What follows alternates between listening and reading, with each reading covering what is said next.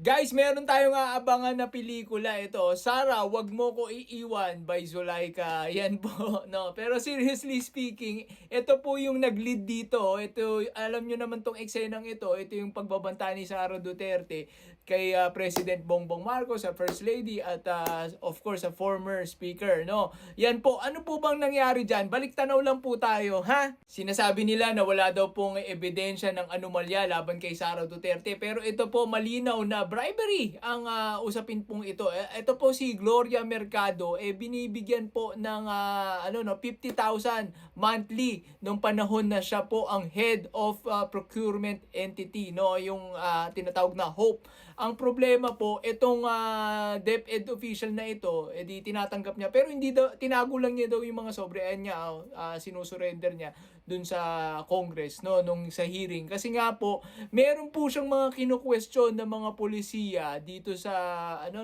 dito sa DepEd nung sa pamumuno ni Sara Duterte, no. Di tinatanggap niya yan, di ba?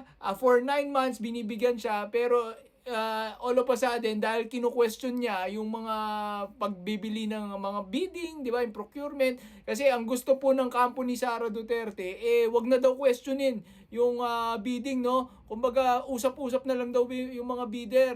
Sabi niya, dahil 40 years po siya dyan sa DepEd, no, ngayon lang siya nakakita ng ganito na parang malawakang korupsyon. At dahil nga po hindi mapilit itong si Gloria Mercado na sundin itong mga yung mabilisan na procurement, no, yung wag nang dumaan sa bidding o mag-usap-usap na lang yung mga bidder, dahil nga 40 years na po itong si Gloria Mercado diyan pinag-resign po siya, at ang kumausap po sa kanya itong si Zulaika Lopez, no, Attorney Zulaika Lopez. Di natin alam kung bakit parang dahil po diyan, no, dahil po diyan sa babaeng yan napa-out bigla si Sara Duterte at napa-attend dito sa hearing, no. So iniisip natin, dahil ngayon po ay pinasampina na rin itong si Gloria Mercado, baka pasampina na rin po itong si Zulaika Lopez, no, dahil siya po ay nagpa-resign, no. Isipin nyo guys, dahil lang sa ginagawa mo ang trabaho mo ng 40 years, pinag-resign ka. Ito, pakinggan po natin ang pagkakasabi ni Zulaika Lopez.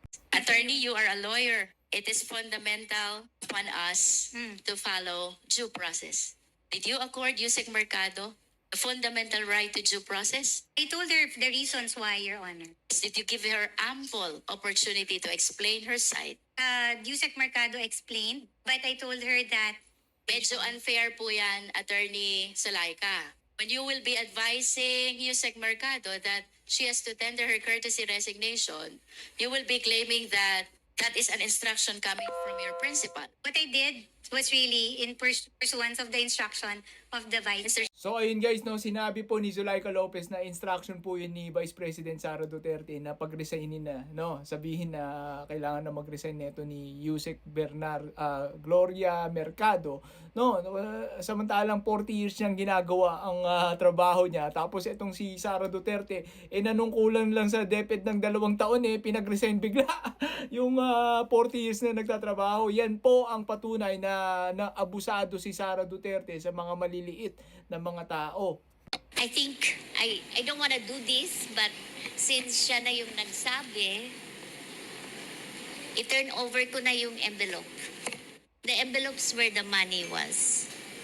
Comsec, So it's 9 envelopes. kuha po yung So envelope. it says hope and the amount is there. Kasi ang sakit naman nun, ordinaryo lang akong trabahante, tapos inano ka ng Vice President, di ba? It's very painful. Isipin mo guys, 40 years ka nagsilbi bilang teacher hanggang makarating ka sa DepEd, naglingkod ka sa gobyerno, tapos biglang merong darating na 2 years pa lang sa DepEd, di ba? Magsisilbi na 2 years pa lang sekretaryo, ipapag-resignin ka dahil hindi masunod yung mga gusto nila sa pagdating sa pera.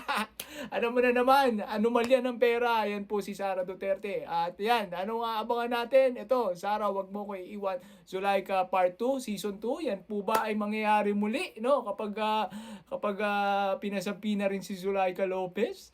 At magiging ganito na naman kaya ang umaatikabong pagbabanta ni Sara Duterte. Yan, magkakaalaman, no? So, subaybayan po natin to. No, yan share nyo po ito sa mga DDS. Yan, ang mga nagtatanong kung meron bang ebidensya ng anomalya. Yan, share nyo po ito. Once again, this is Balita at Kaalaman. Let's do this again. Let's go.